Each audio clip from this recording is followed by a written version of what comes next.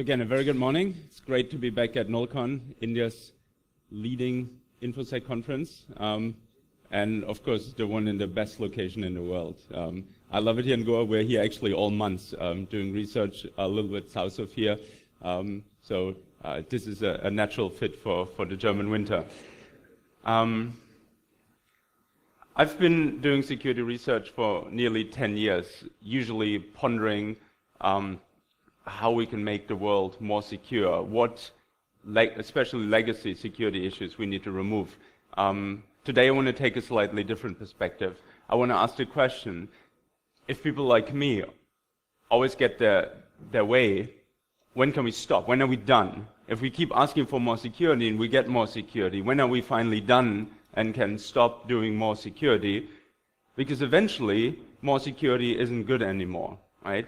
Everybody intuitively will realize that there are trade-offs between security and other things like productivity or the feature richness of new applications.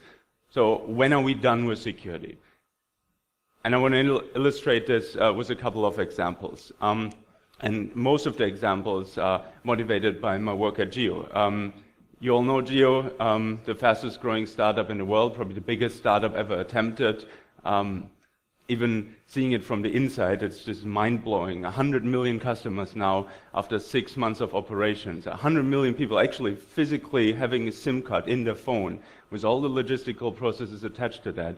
And connecting over a network that will soon have 180,000 physical installations in the country. 180,000 things across the country, all connected to one another. And this out of nowhere, right? 6 months ago, you couldn't even have signed up as a subscriber.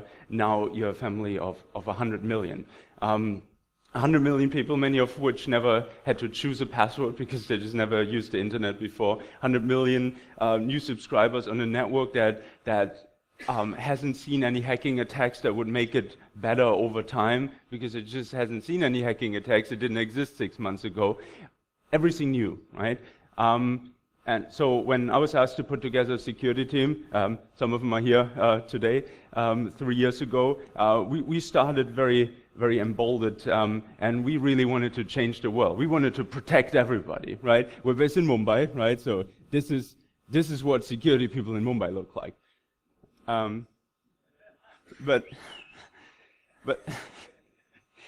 But that's not necessarily what the rest of an organization would perceive us as, right? So everybody here agrees that security is very important, but that is just because we are at a security conference, right?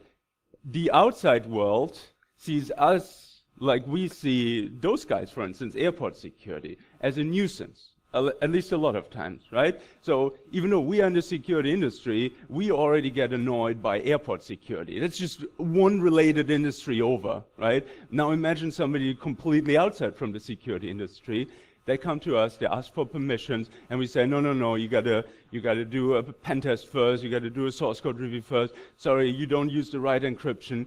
Headache, right? The security team is always headache. Just like I cannot bring 200 milliliters of whiskey on a plane.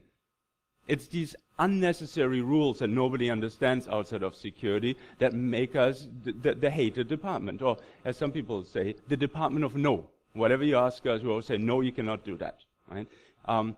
And this contrast is what I want to dive into during this keynote. The contrast between how we perceive ourselves and what we actually do to the world, or how we help or not help the world. And I want to do this in two different chapters.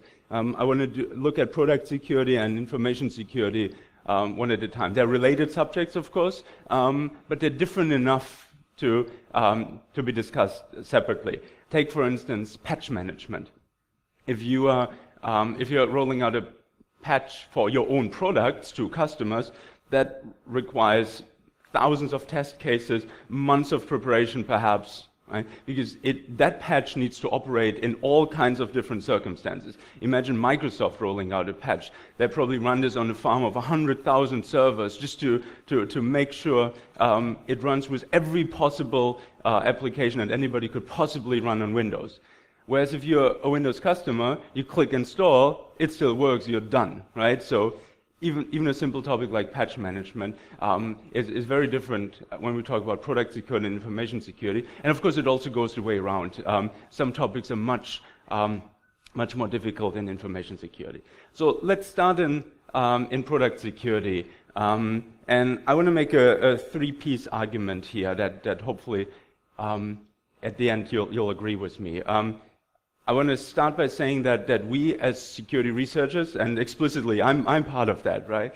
That we take two extreme positions, at least as far as the rest of the world can tell. I'm sure there's many security researchers who are a lot more humble and take much more mellow and modest positions. They're just never reported on, right? So they're kind of irrelevant as far as the rest of the world is concerned. Any security news you read is always an extreme position, right?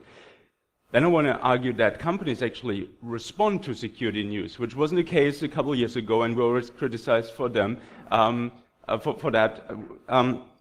But now they actually do take us serious, but maybe too serious, right? If you respond to an extreme position and you take actions based on that, your actions may be too extreme either. And then finally, I want to argue that makes us fight trendy vulnerabilities instead of actual risks. The actual hackers are still happily doing their thing, aside from the vulnerabilities that we are fighting. So let me start the first part of this argument.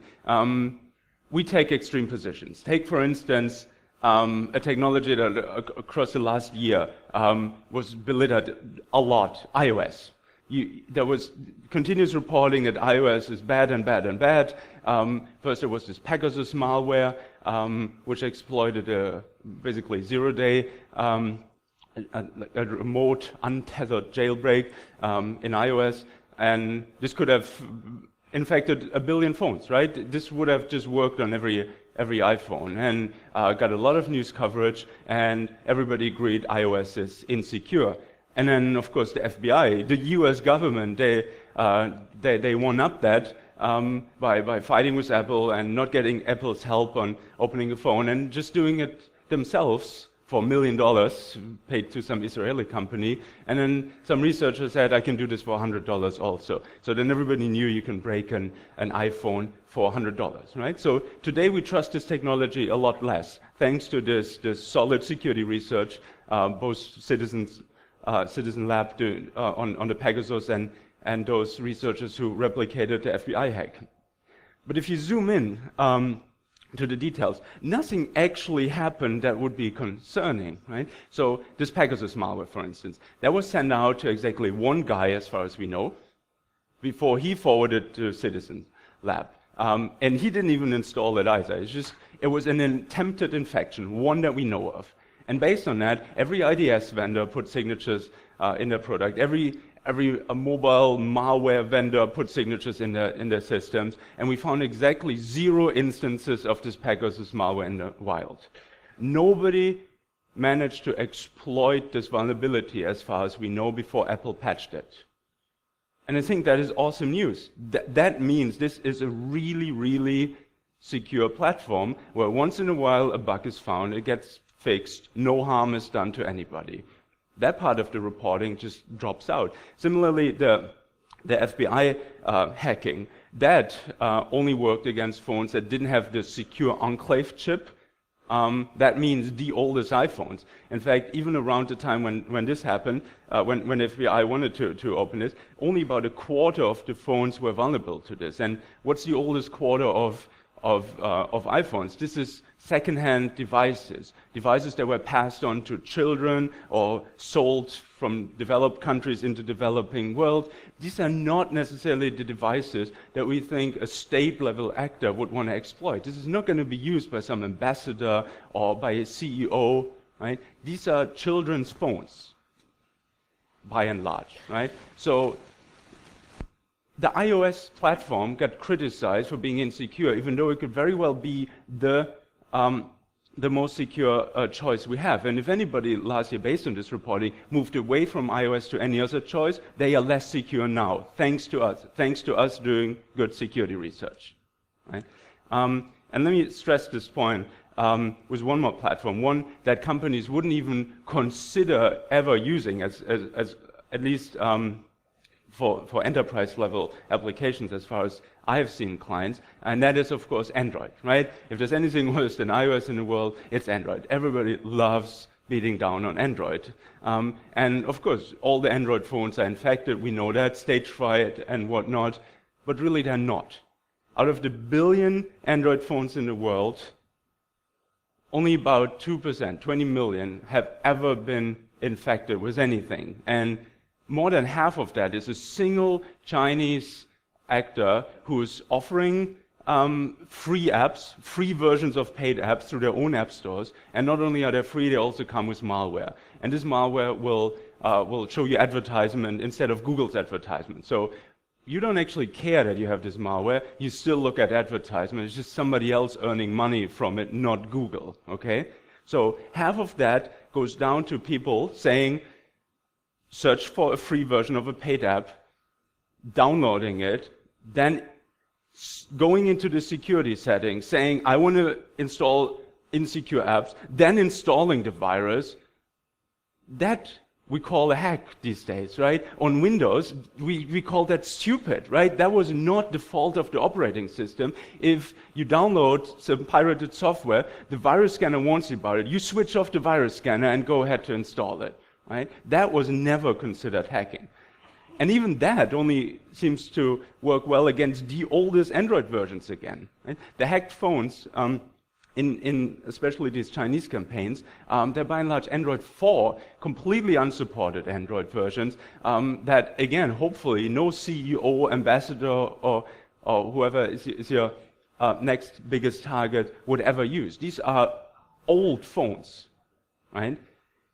Now, what companies don't focus on is where hacking actually happens, right? It's not iOS, it's not Android, it's by and large Windows. And it's hard to get accurate numbers on this, but during the lifetime of a Windows computer, about 20 to 40% of them actually get infected with a malware, which I found pretty shocking. And compare that to the mobile operating systems. So we as a community, we drive people to question whether they can roll out iOS, question whether they can roll out Android. Is mobile in the enterprise okay? But we let them use Windows because they never came with a question to us. Windows was already there as a baseline. And if Windows is there, changing to Android can only possibly make things better, right? I know the program said I work for Microsoft. I don't. I think at this point of the talk, you should have recognized that. So if companies approach us with, as consultants with the security of the future question, it's always things like, can you please help us create a container solution to make emails on iOS more secure? Can you please write a corporate policy to use Android in our corporate environment? Because we're introducing this very insecure platform that your entire community agrees is the worst thing we ever touched, but they never come with the question how to make Windows more secure, right? Completely ignoring that all the incidents they're actually looking at, all the actual happening hacking that's happening in the organizations is Windows, was a little bit of social engineering sprinkled in, right? I've been looking at allegedly hacked iPhones for a long time. We're in touch with a lot of reporters who come back from China, stuff like that, and they always bring us their iPhones, and I always think they're infected. I'm yet to see a single infected iPhone in my professional career. It just doesn't exist. It's a unicorn. But I've seen thousands of forensics reports with hacked Windows computers, and so have you, right? So why are we as a community beating down on iOS and Android if Windows is still there as the elephant in the room? And so I think that makes us fight vulnerabilities that are trendy and was a hype media report. We're not actually fighting hacking risks, right? And I'm as much to blame as anybody. You guys remember BAT-USB from a couple years ago? Pretty cool research, I thought. You can program one of these USB tokens to assume the functionality of other devices. For instance, you can make a storage device become a keyboard and then download a file and install a virus, stuff like that. That's cool research and got reported a lot. but it's strictly a worse alternative for an actual hacker, because people still click on email attachment, so you don't need any bad USB, right? And just like Pegasus, and just like stage fright, and any of these other cool hacks, it has never once been seen in the wild. These cool research topics that we say, if you don't patch it, you'll get hacked next month, even 5 years later, you are not hacked even if you completely ignored all security updates. Things like stage fright just don't get exploited, and things like bad USB just don't get exploited, because there is easier choices for the actual criminal hackers, and that's of course what they're going to use until we close those vectors, and then we can move on to things like bad USB. So after releasing bad USB, we were probably contacted by around 100 companies who had projects now set up, protecting themselves from bad USB. So at 100 companies, time was wasted because we published this research. And this is just 100 companies that contacted us. There must have been 1,000 more that just did it quietly. At 1,000 companies, we stole time away from finally doing something about Windows security, from finally doing something about social engineering, because we published that research. Right? Let me try to drive this point home with one last example. And that's one of the most and best reported security research topics in the last, let's say, 2 years. Andy Greenberg's reporting on how he almost died when he drove his Jeep, and then hackers hacked in and drove him into the ditch, right? He could not control his own car anymore. And the way he's writing it, he could have died, right? Had they done it in a tunnel or something, driving him into a wall, he could have died. So here's a guy who really takes security research serious, who reports it really well with a deep level of understanding, and who illustrates to a non-technical audience how bad hacking can become. People can possibly die because of hacking, right? And so based on that, a lot of car manufacturers stopped their current projects to review the hacking resistance, right? Definitely the German ones, they all contacted us, and I'm sure internationally that would have been the same. And that's a big win for this community, right? Somebody does research, media reports on it, the car manufacturers say, oh, we've been doing things wrong, let's revisit, let's do more source code reviews, more pen testing, more design reviews, whatever have you, right? But there's another side to automotive, not security, but safety, that's worth looking at. This is the fatalities per mile driven over the last couple of decades. So you see that driving becomes safer every year. Partly thanks to better behavior, people drink and drive less, for instance, but partly due to better technology, right? All those technologies listed here, they certainly contributed to fewer people dying. And it's not hard to imagine that in the future, technologies will continue to contribute to safer driving, especially autonomous driving, right? So no autonomous vehicle will ever drive drunk, for instance, right? They will learn from each other. They'll make mistakes, but they'll never make the same mistake twice. No two cars will ever make the same mistake, because the algorithm distributes the knowledge quickly, and so this trend could very well accelerate a lot, like it did in the very early days when people introduced things like brakes. Right? But let's just assume this trend continues like before. So driving becomes safer every year. In fact, every day as new technology gets introduced and older cars get replaced with newer cars.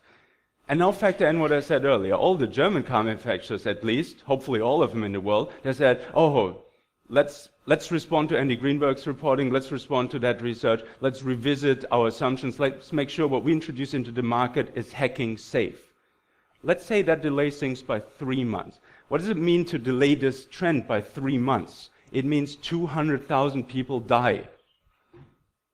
If you delay the introduction of safety technology into cars by just 3 months, 200,000 people die unnecessarily, right? And again, why is that? Because Andy warned us that hackers could kill people, right? So what are we trading here? We trade fictional deaths for real deaths, really dead people.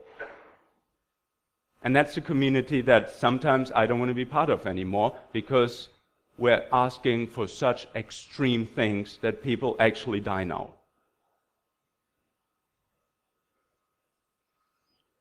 Let me switch gears here a little bit. No more dead people for the for the rest of this presentation, and look a little bit more towards the inside of a company, information security. So this is not where you build a product that somebody else is using, but this is where you secure your own systems, data on your systems, right? This is what every company has to do, even if you don't have IT products that you sell to anybody else, like cars, for instance. And again, I want to make a multi-part argument here, and hope that that you agree with me at the end of this. So everybody here, and really everybody who is ever working in a large organization, breaks security rules on a regular basis. That's just the nature of things. For instance, if you're faced with a standard corporate setup where it says you have to go through a proxy server, and at a proxy server we only allow port 80 and 443, and certain websites we block, like Dropbox or Facebook, whatever, what would be a data leakage risk, or maybe just a risk that you waste your time chatting with friends, whatever companies decide to block at the proxy. That's what you're usually faced with when you work at a large organization. And then people install technologies to get around that, like Skype, for instance. They were definitely at the forefront of this. The way Skype, at least the first decade or so of their operation worked, is they installed fake web servers on every Skype client that had a public IP, and so every other Skype client could connect to this fake web server, doing, of course, file sharing, video calls, stuff like that. But it got through all the corporate proxies because it looked like a web server, right? And ever since then, of course,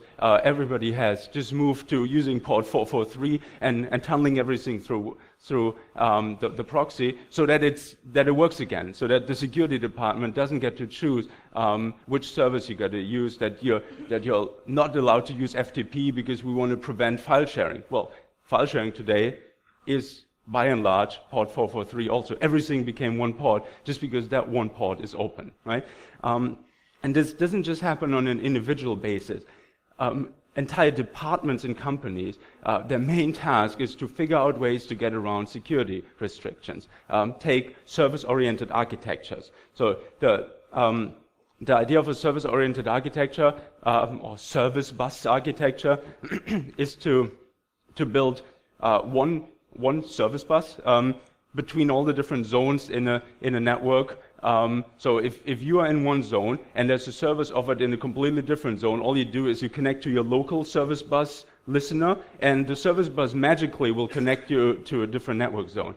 And you could call this technology very well firewall circumvention, and it would be worth every cent invested in it, because of course firewalls are a huge pain in large organizations. It takes weeks, if not months, to get a new firewall rule approved. So why not just like Skype, tunnel through whatever currently exists? So there's one department setting up firewalls, there's another department creating the firewall circumvention technology, and now the first department comes back and says, wait a second, service bus, let's create a policy enforcement point. So they put a firewall inside the service bus. And I'm yet to see how the second department responds, but I'm sure they will circumvent that again, right? So people keep each other busy inside companies by creating and circumventing security rules. And service-oriented architectures, they're everywhere now. That was the hot CIO topic from like 10 years ago. Today, they're everywhere. So whoever still does firewalls,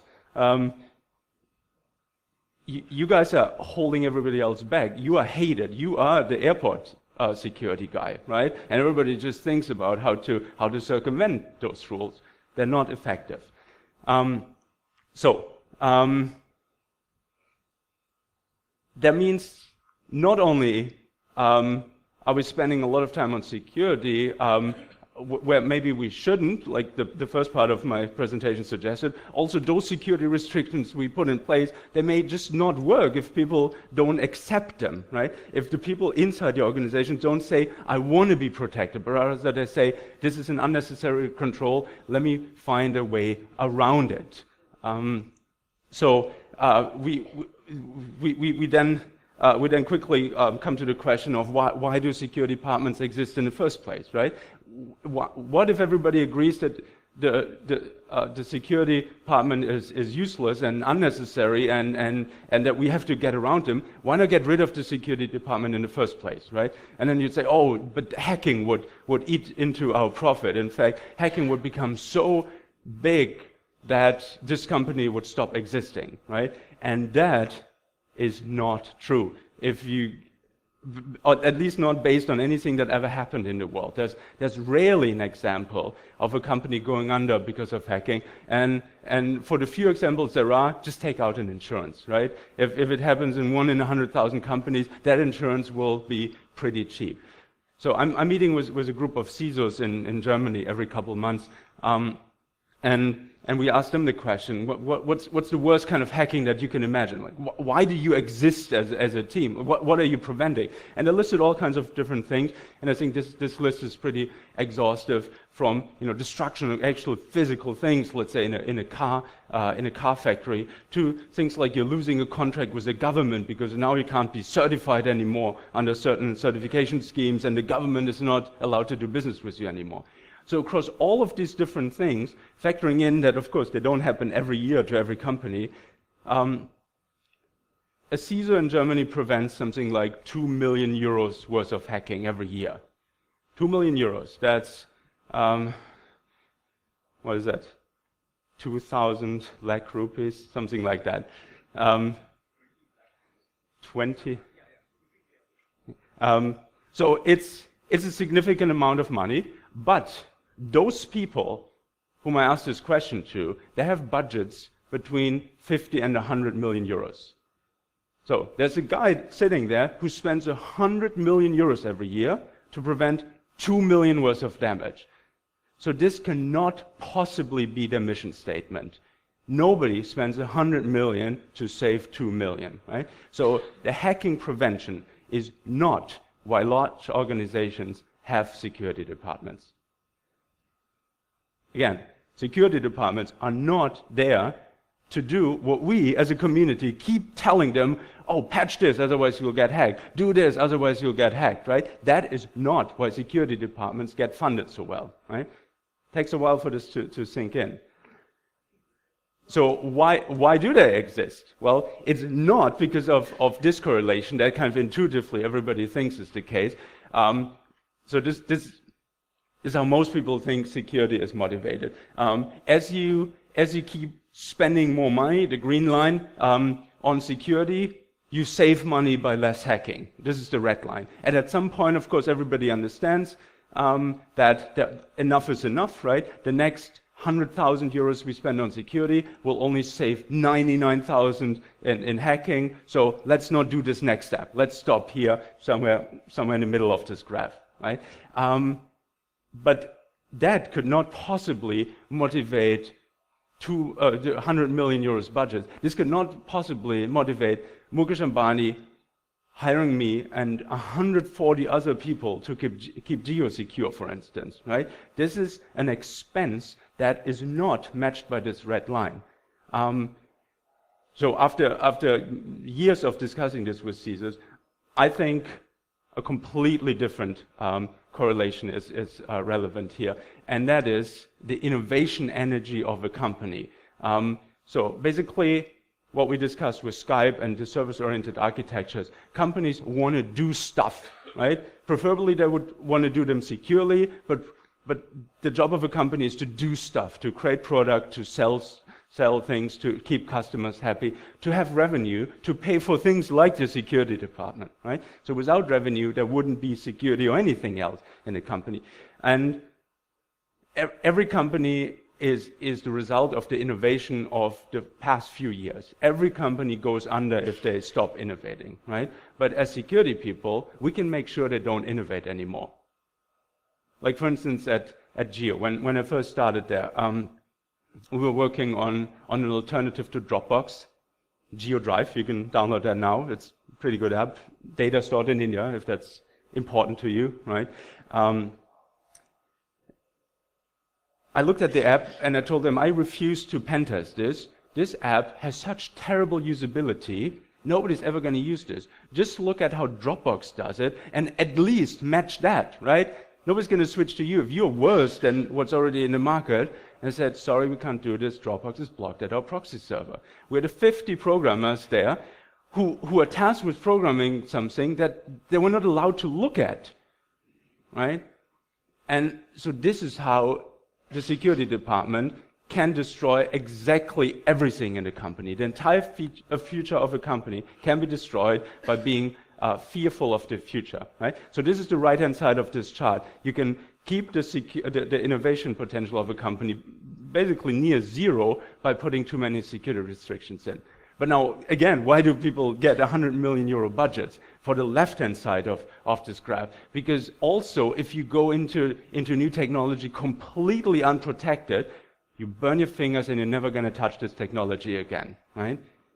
So it's a lot like having children. I feel like I don't have children, so it's maybe my analogy is rusty a little bit. But I think if I had children, I would want to guide them into the world as unprotected as possible and as protected as necessary. I'll tell them, go play outside, but not right next to the street. Go eat whatever you want, but not candy 3 times a day, right? I'll give them rough guidelines so to avoid mistakes that they will regret later that I already foresee, right? But what I'm not going to do is the equivalent to a restrictive security department, which would be, you are my kid, I want to make sure that nothing ever happens to you, so I'll put you into this room, you're not allowed to leave this room, and I'll feed you the same food every day because I know it's safe, it's approved, it's certified, right? That we call prison. Right?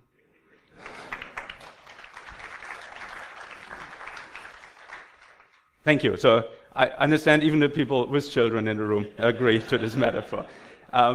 So we need to give guidelines, rough guidelines, to help people avoid regrettable mistakes, but we don't need to keep them in prison, right? And of course, that only leaves me now was trying to get this onto a positive note for the last few minutes of my presentation, because so far I've only told you that we're doing it all wrong, and I haven't really told you what we should change about that, right?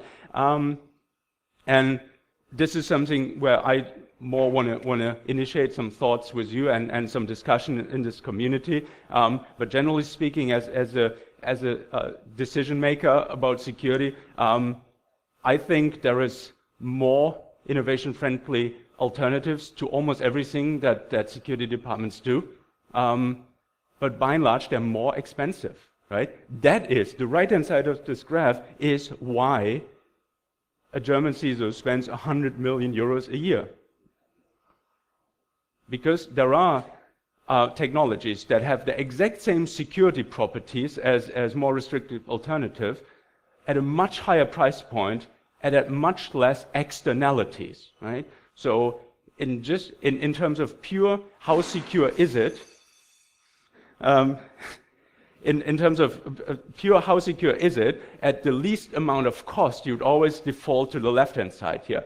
But if really your work as a CISO is motivated by guiding the rest of the organization, like little children, into new technologies, then you want to default to the right-hand side and you want to spend a lot more money on it. And the vendors in the room, right, this is where your future is, right? It's not based on, there is an article in the press that warns about iOS hacking. Here's a security feature that makes iOS feel even less friendly, so even more secure is usually the implicit undertone. That's not where your future is going to be. Those 100 million euro budgets, they come from innovation-friendly security. And one technology in particular, I think, is to be named here, and that, of course, is security monitoring. Imagine we didn't have this firewall and a proxy server that says you're not allowed to do Dropbox, but instead we allowed people to access anything they want on the internet, but then we put a couple people in a security monitoring team to see what people actually look at on the internet. Do they actually use Dropbox? And does a spike in Dropbox usage for one user correlate with them just having put up their papers and leaving this organization, right?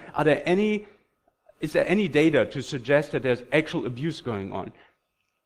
That, my friends, is much more expensive than just putting in a firewall restrictions, but it's a lot more fun, right? Nobody here wants to be a firewall manager anymore. I think we want to hunt for abuse. We want to hunt for hacking. We want to work with data, big data, and find hacking. That's more difficult than one imagines, though. So if you're on the floor at RSA conference, I don't know what the trend word this year is. A couple of years it was called threat intelligence, and you could buy it in form of a box. That never worked. We bought one of these boxes. This is for GeoMoney, like a PayPal alternative in India. And we plugged it in, and the first day we collected some 6 million events based on which this box, the intelligent box, generated almost 20,000 hacking alerts in a single day for an application that at that point had 0 customers. 20,000 alerts, right? Who's supposed to dig through all of this data, right? This technology is exactly useless by itself. It then took, well, when did this screenshot happen?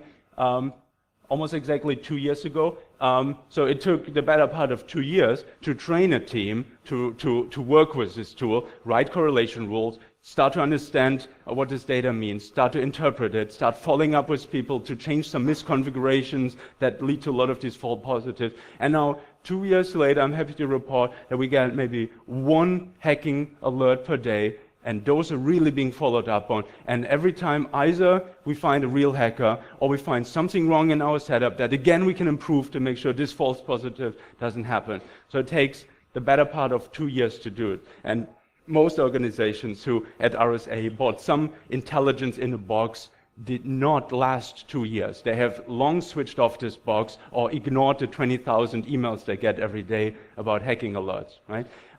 So if you want to roll this out, I think you do need a long project and a big budget to do this, and this is an actual people question, right? So you got to build up a team. One last thought on this, just if I tickled your curiosity on doing threat intelligence monitoring, right? Don't consider this a data topic.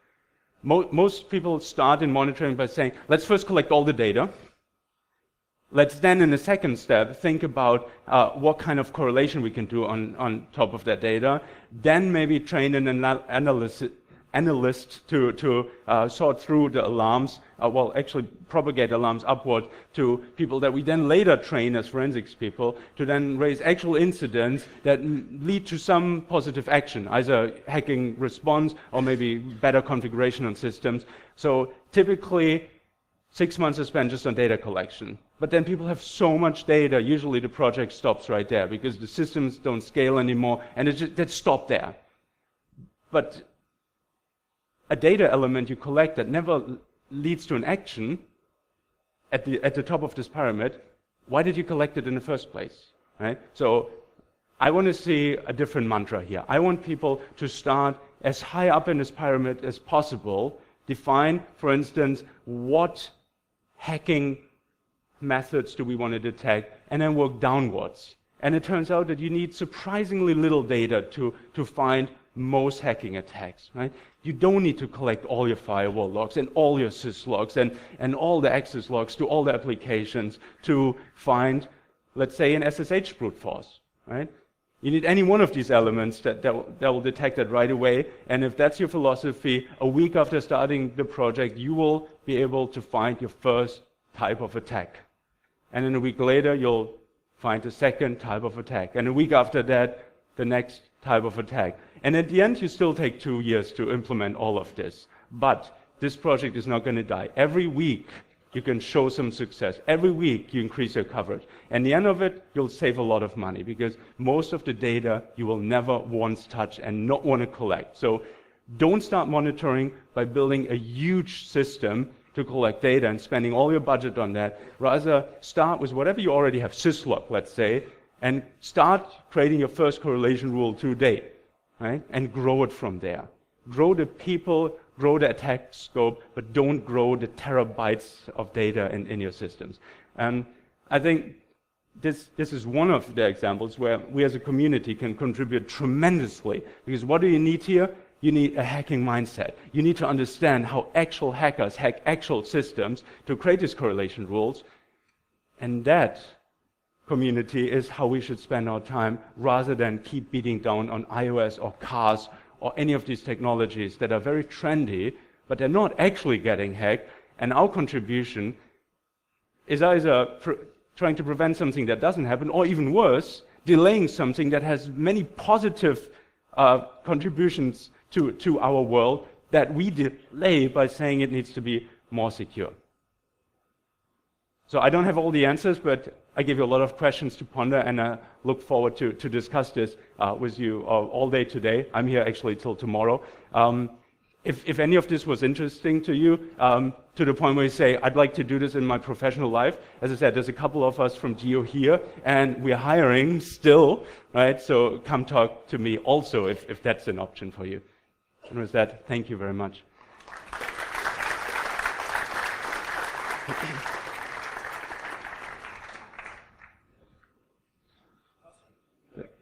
Yeah, sure, yeah, absolutely. Absolutely. Questions, please. Yeah, hi, thanks. That was a very fascinating talk, really disruptive in my view. Thank you. Very, very nice. But I thought that you exaggerated one side of the graph in order to make a point. And probably the model which you're suggesting will not work for all kinds of organizations and all kinds of enterprises. Probably the model that you're suggesting would work for a nimble, smaller, IT-oriented enterprise. So let me give you an example. Suppose I am the government of India and I'm running this Aadhaar system. Will I be able to adopt such a model? And then looking at the example of the child, it would take me a long time of effort, probably unsuccessful effort, to try and convince the child, don't put your finger into the electric box. Rather, I would seal that box and prevent, so that the child can never go there. So that becomes easier in an enterprise where the level of awareness is not so much. So I feel your model is good, but it may not work for all kind of enterprises. Happy to be corrected. Thank you. Yeah, thanks. Good comment. And I haven't tried this at a very large number of organizations. We are coming from a background of more pen testing, showing people what's wrong, right? And then let somebody else fix the problem. And only for the last 4 or 5 years have we tried this at organizations. And it has worked every single time we tried it. But we've never taken on a bureaucracy like the government of India, for instance. I totally see your point. I do think, though, that there is absolutely no alternative to this, because the way people are doing it right now, they build a security restriction that nobody accepts, and then everybody is trained to break out of prison, and in fact, you will get a reward, an award, literally, in a lot of cases, if you manage to get an IT project done in an environment like the government of India. And a lot of that is to find creative solutions to circumventing security restrictions, right? So I think better than doing security restrictive ways is doing no security at all, right? That's hard to digest by this community, but I think if the government of India just let go a little bit without actually adopting any of these ideas, just do less security, everybody would be better off, because most projects are intrinsically motivated to do some security, and corporate policy, government policy doesn't necessarily meet that need very much, but spends all the energy available to secure, let's say, Aadhaar on some compliance list, and leaves no energy left for the people to actually do the type of security they wanted. If there was much less compliance requirements, that same energy would be channeled to where the project leaders themselves intrinsically are motivated to do security. And it's not like things that come out of the Indian government are unhackable, right? They follow a certain compliance list that suggests that they may have been unhackable 20 years ago when that list was created, right? Sorry, follow-up question, yeah? Can we get the microphone again?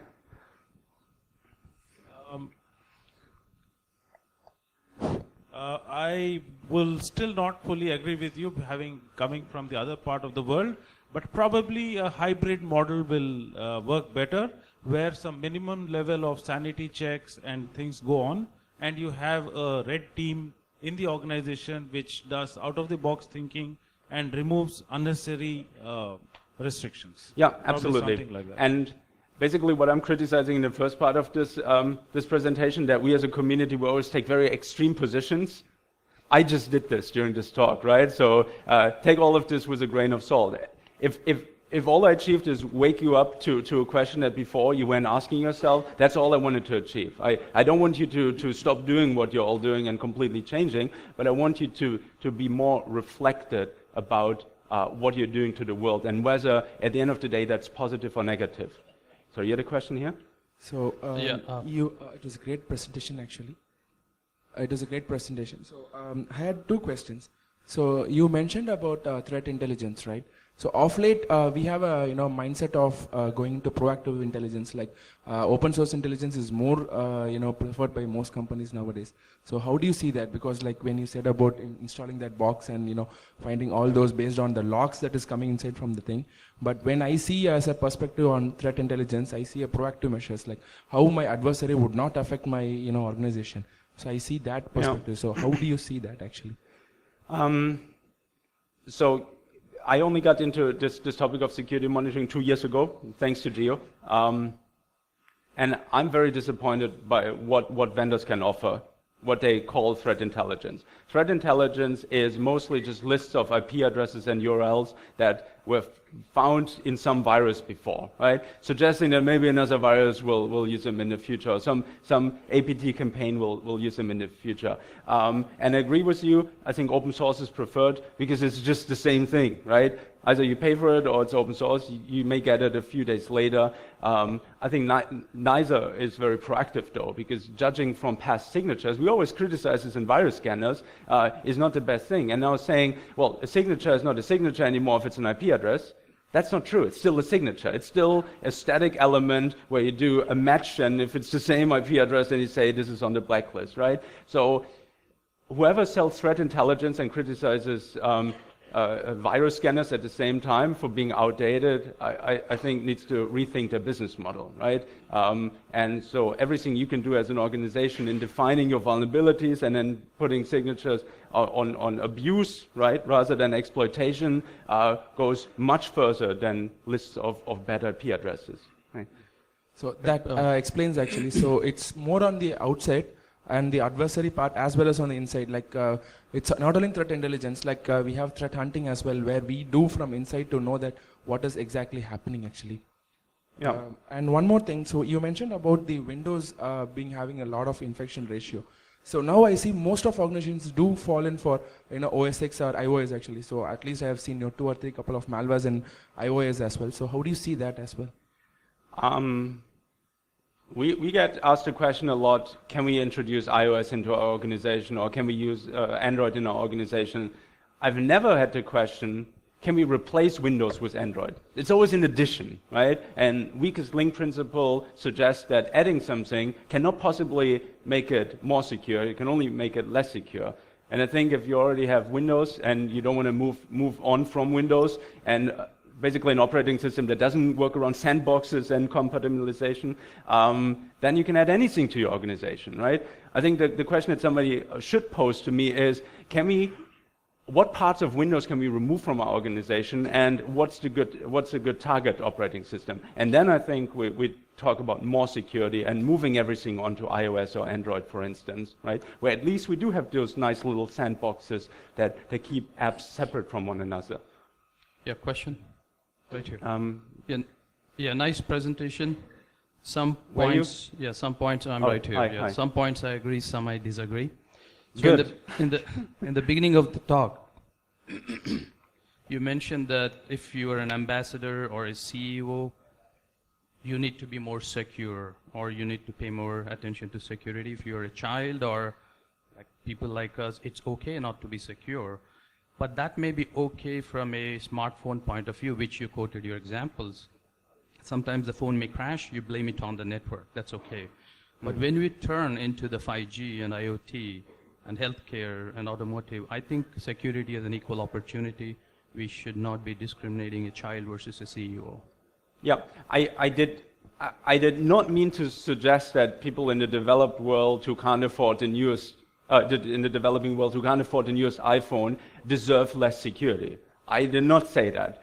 All I'm saying is that those people who are most worried about security and keep adding the most security software and spending the most time and effort on security, they are generally on the latest version anyway.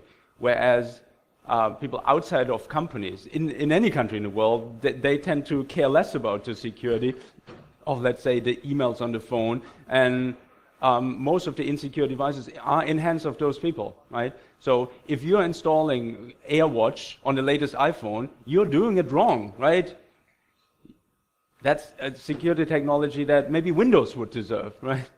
Yeah, quick follow-up on the Android. You said there are like 0.2% infected. 2%. 2%. That was just 20 million Yes, devices. It's significant. Is right? it a particular security issue or all security issues? Well, as I said, most of these 20 million devices got infected by people downloading pirated software, then trying to install it, and Android says, this is a pirated software, don't install it, and they say, where are the settings where I can switch off this warning, and they switch it off, and then install it anyway. So again, like in Windows, we don't really consider that hacking, but in Android apparently we do, right?